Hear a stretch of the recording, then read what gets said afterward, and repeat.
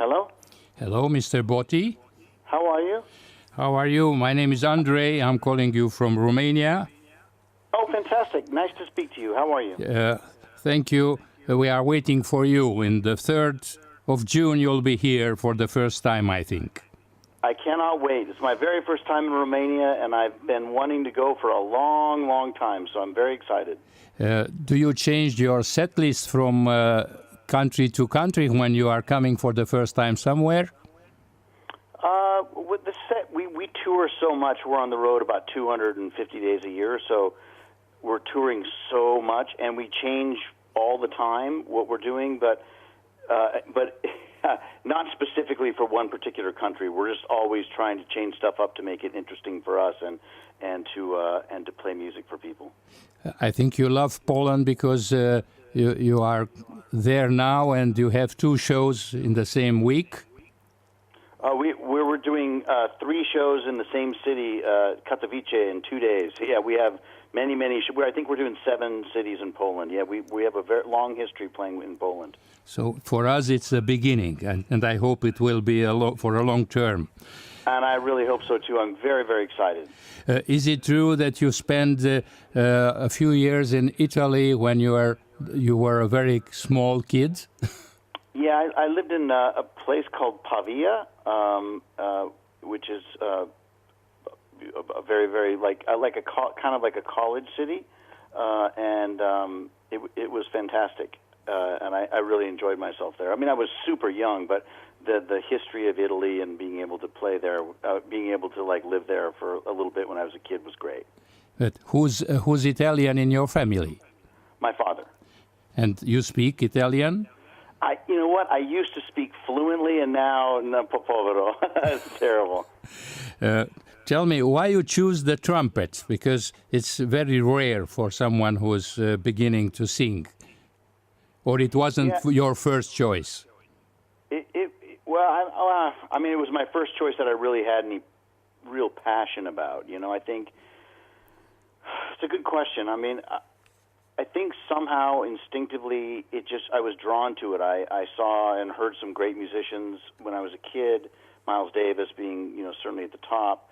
And I knew that, the characteristic of the trumpet being sort of similar to the voice, that you have your, the airstream and all that is a real powerful thing. And I was drawn to it immediately. And you never tried to change it?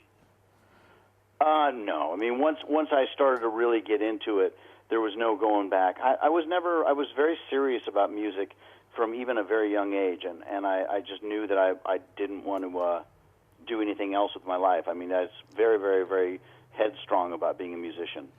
Can a trumpeter smoke? Well, they all did. I don't. I never smoked. I was never a smoker, but certainly the most famous trumpet players, Dizzy Gillespie and Miles Davis and Chet Baker and that's why I'm asking. Yeah, so many trumpet players smoked big time. Yeah, it's been a kind of a big thing for a lot of trumpet players. But I never did do that. You said somewhere that I always tell them there are only 4 ingredients for success: practice, and be friend with Sting. Why? Yeah. Why with Sting? Well, I mean, I guess in so many ways gave me a career. I mean, I used to be in his band, and he gave me a platform for me as a solo artist. And it was such a unusual thing. I mean,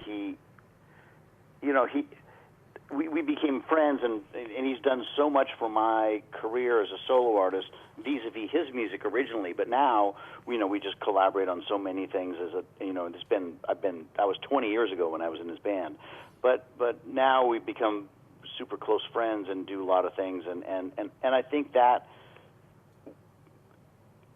his belief in me early on made a lot of things, those dominoes kind of fell for me in place. And it was a real big honor to have that kind of acknowledgement from him, and also, for a lot of music fans that maybe aren't jazz fans originally, they got to know me through Sting's music, and then it builds upon from there. How did you met? Do you remember? Yeah, we met through his assistant was a fan of mine and introduced us, and he was doing a thing at Carnegie Hall for his Rainforest benefit, and I did a duet with him, kind of like a bossa nova duet, like a jazzy kind of thing. And we became sort of acquaintances from that. And then I asked him to sing on my record years ago, and he obliged, and I played some solos on his record, and a friendship formed, and then he asked me to join his band. So that was 2.5 years of hardcore touring in his band. He's a great band leader and a great kind of person to look up to on how to tour, because touring and a love of touring is a very different muscle than, making a record or practicing your instrument. I mean, really being on the road is its own animal, and you really got to love it. You got to be honest about it over a long period of time, and I do love it. I understood that you prefer on the road than in the studio, even if you have already 10 records. Well, I mean, I love the idea of making something, but I think you make a good record, or you do a television show or something like that, so you can go from city to city and play. I think that's the most noble as a musician profession, to go get up and go, whether we're in Poland or Romania or Texas or New York City or whatever, and walk out on stage and play in front of people. I think it's transporting, and to be able to do that now, especially in the day and age when people are, addicted to their computers and their keyboards and their devices, and they're not, they're longing for something to come out of their shell, to come out of their house, something to go live, out and experience something live. And when they know they're going to see the great musicians that are in my band, word travels, and it's a really, really nice feeling to be able to. I mean, we played last night in a city called Wrocław in Poland, and there were 3,000 people and 3,500 people in this big, huge theater, and it's a fantastic feeling to have that sort of acknowledgement from so far away that we come, and this city that I can barely even pronounce, and to have all those fans there was a great feeling. You are coming with your band in Romania? Oh yeah. I mean, I believe it's one of the great bands out there. The greatest drummer, the great piano player, incredible violinist, two amazing singers. I mean, it's a whole show that transports the audience from classical music to jazz, of course, to R&B to rock. We move around real quick, and it's a show, and people aren't going to be able to see this kind of show anywhere else in the world. Whatever, you're going to go see U2, then you're going to get U2. If you're going to get Stevie Wonder, you're going to get Stevie Wonder. But this thing is a real kind of an all-star band from every point of view, and it's become an original sort of thing. We've developed it that way, and that's why we have such a big following all over the world. And people think, are we going to show up and it's just going to be Chris with the trumpet? No, it's a whole show, and featuring these incredible musicians. It's great to know. In an interview, you said you wanted to play with Peter Gabriel. Did it happen? No, it never happened, but that's all right. I can be a fan from. I've worked with everyone else. You're a fan? Yeah, I love the sound of his voice. But I mean, I've had the great fortune of working with everyone from Sting to Sinatra to Bocelli to blah blah blah. On and on, Streisand and everyone. So I feel very fortunate to have been able to work with all these fantastic artists through the course of my career, and then to be able to have a successful solo act is just the ultimate icing on the cake. And how was it to work with Paul Simon? Because he's a very different kind of artist than the others. Yeah, I mean, oddly enough, Paul has been a great kind of champion of famous sidemen, whether it's Michael Brecker or Steve Gadd or all these guys throughout the course of his career. He acknowledges great musicians behind him. And that was my first diving into the touring world. That was my introduction, Paul Simon. So I was 28 years old, and I got this gig, and we went around the world for 2 years, and I got to stand next to the great Michael Brecker, late Michael Brecker now, one of the greatest saxophonists to ever play the instrument, and looked up to him so much when I was a kid growing up. He would have been 70 this year, and he passed away when he was 58.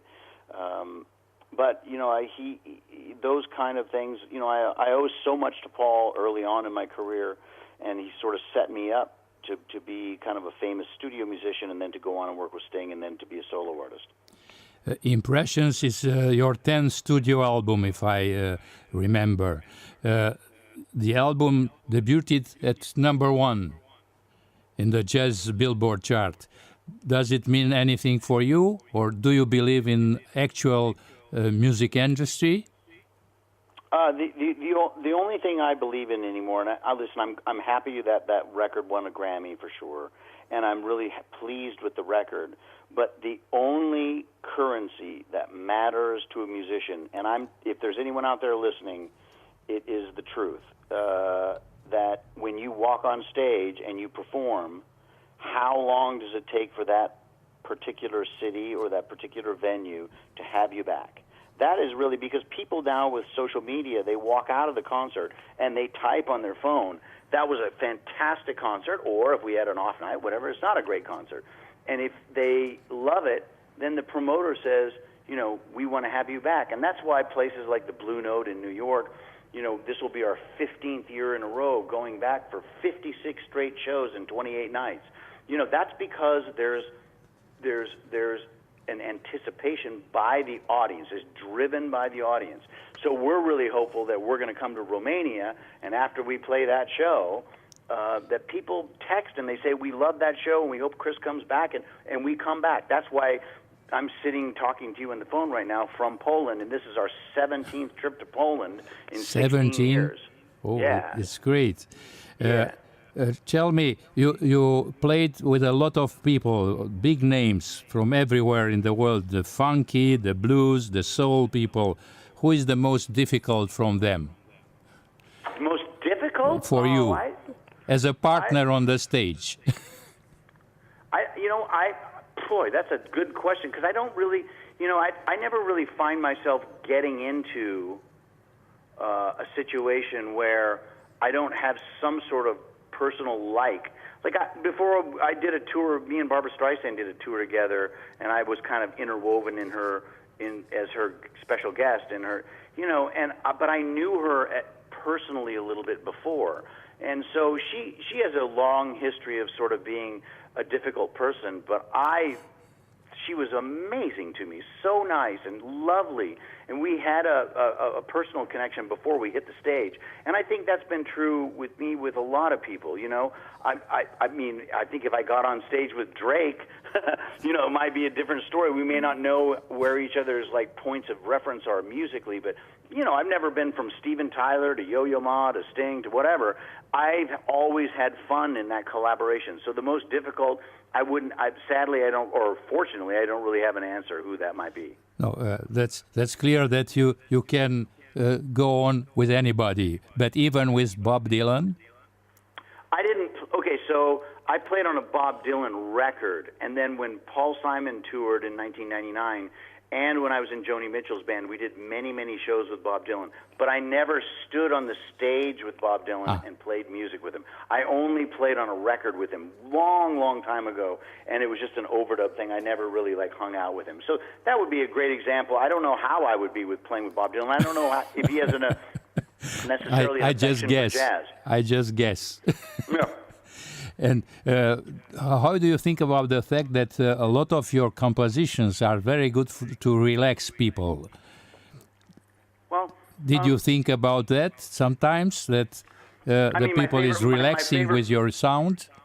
My favorite Miles Davis records, the two most successful Miles Davis records, Sketches of Spain and Kind of Blue, are really meant to put people in a beautiful, to celebrate beauty in music. There's nothing wrong with that. But I think when you do a show, when you do a live show, you need to play all the beautiful stuff, but you also need to knock the doors down and really flex your muscles so that people get energy, so they get a sense of real virtuosity on the instrument, and they are, standing on their feet 10 times during the show as a standing ovation. We want that. And we also want to make people cry, and we also want to make them feel the beautiful stuff. And that's different than making a record. I think when you make a record, you need to put people in that space and don't let them leave. Hence Kind of Blue is like that. You put Kind of Blue on, and it drifts around your house, and it's a beautiful work of art, but it's beautiful. And it's not apologetic about being that. That's right. You had the chance to play even in Italy, I think. Yeah, we did last weekend. Yeah, And we played there many times, but last weekend we just recently. and you play always some Italian stuff for them. We play some Italian stuff. I mean, I have a record called Italian. Yes, I yes. had luck That's playing why. some Ennio Morricone stuff. So we play it wherever we are. You know, Cinema Paradiso has been kind of a hit for me throughout my career, and so we play that too most nights, and the fans love it. That's great to know. Even we can hear some of them. Absolutely, yeah. Of course, I'm glad to hear it. So I know that you have a lot of things to do, and you have a lot of concerts in Poland. So we are looking forward to see you and to hear you in Romania. And thank you for your time. Well, I can't tell you how excited I am to come to Romania, and we look forward to seeing everyone. And please, everyone, come to the show. Bring your kids. You're going to see incredible musicians, and we look forward to it. I'm sure we'll do it. Okay. Thank you very much. Bye-bye. Bye.